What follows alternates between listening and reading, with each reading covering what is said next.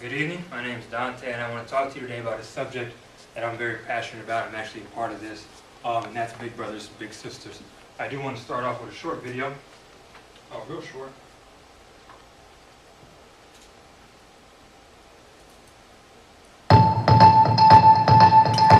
What if Da Vinci was never given a paintbrush? What if Mozart was never taught an instrument?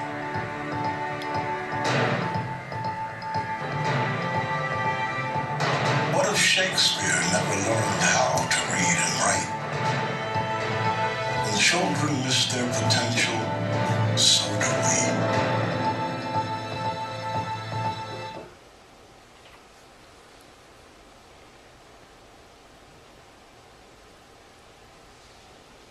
That was a real short video, but I think that it really hit home what I want to talk to you about today. And the question they asked, what if? I think that's a question that I've asked myself a lot of times. Being from the area that I grew up in Pittsburgh, California, which was right outside of Oakland. And kind of, if you know anything about that area, Oakland, you know that it's not known for suburbs or anything like that.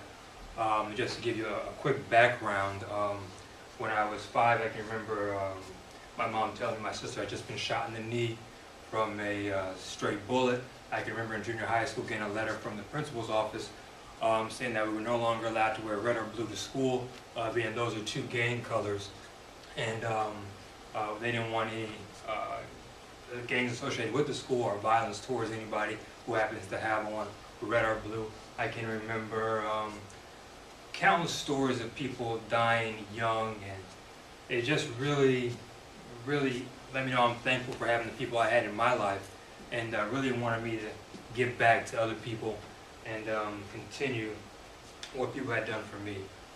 The other day I just pulled a few articles that I thought were pretty important, and kind of, I told you a little bit about myself, but just what's going on in today's world. There was a fatal shooting in Newark, 3 slayings in less than 12 hours in Newark. That was a pretty big deal.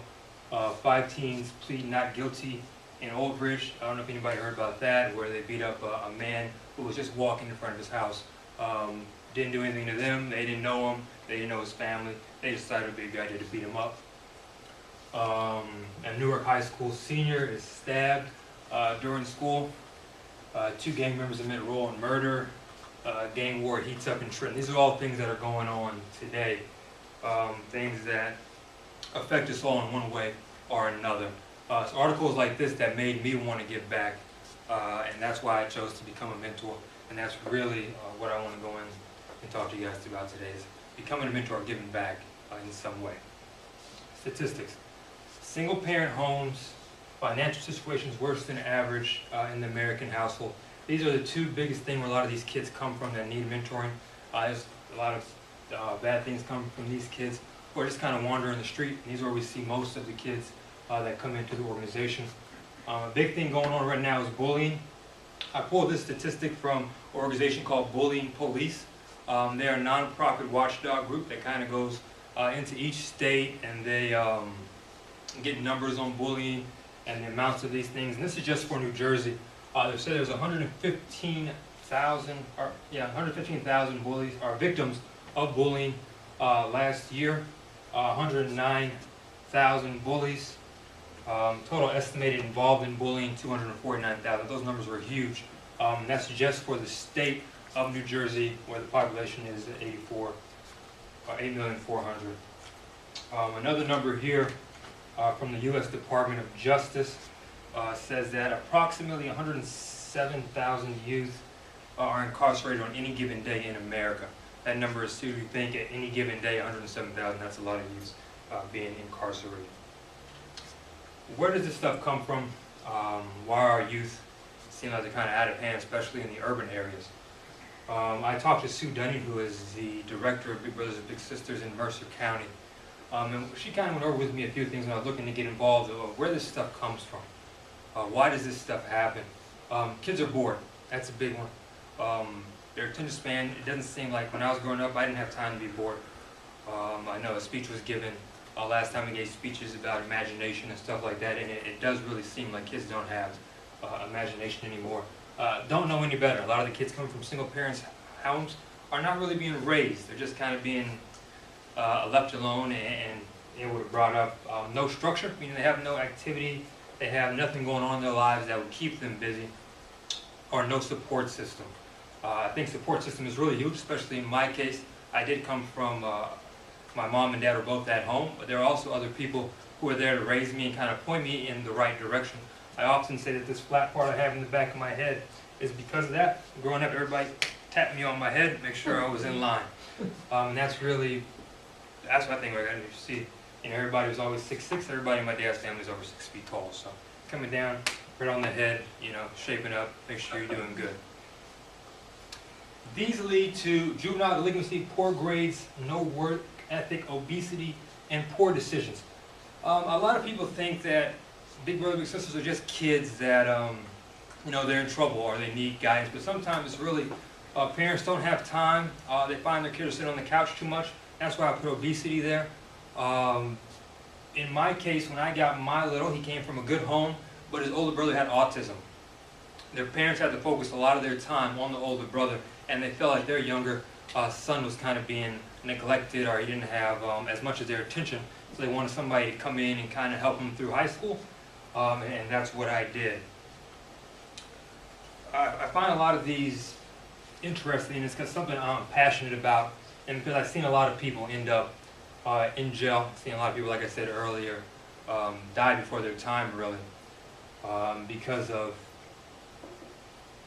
foolishness. This is a word I want to use. My mom uses a lot. I remember one story of a promising guy. He had made some mistakes in his life, yes, but he was really getting on the right track. He had finally moved back home with his mom, but some of those mistakes that he had made came up to catch him.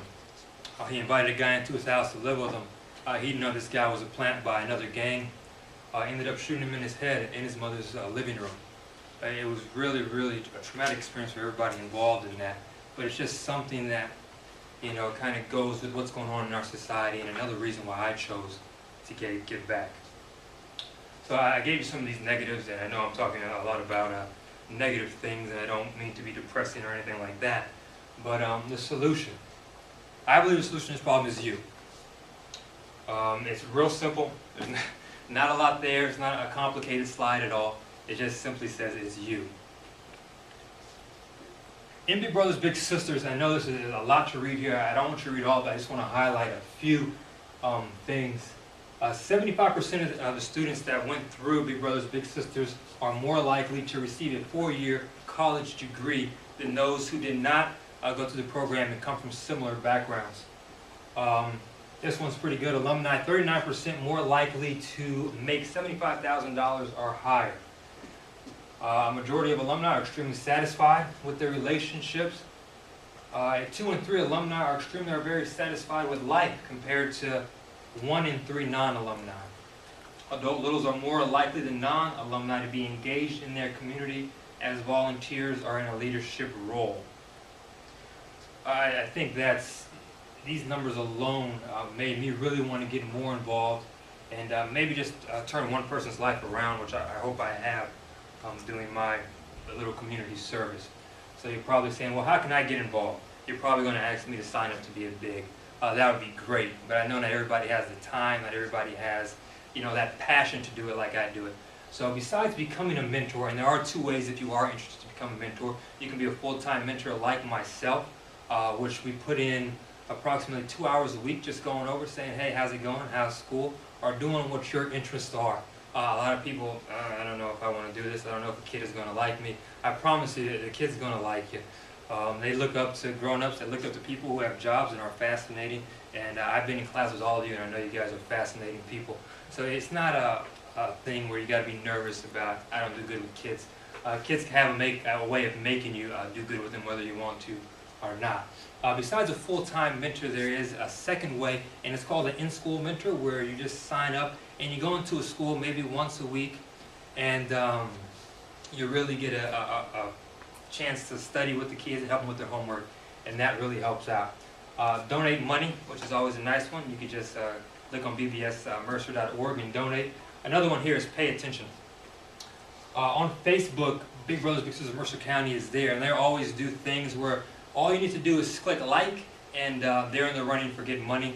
Or recently in the mail I got a thing from Wells Fargo saying they were looking to donate money to a charity, and Big Brother just happened to be one of the charities there, and just checking a box with good money to donate.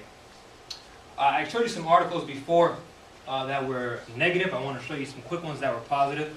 Mentors making a difference, Neiman Marcus shares, giving back in a big way. So there are positives that go on in the world, but really when it comes down to it, I want to make sure that everybody's what if question when you're asking yourself is a positive what if. Not a negative one, but one where you can say, what if I didn't do this? You know, I wonder where this young person would be. Thank you.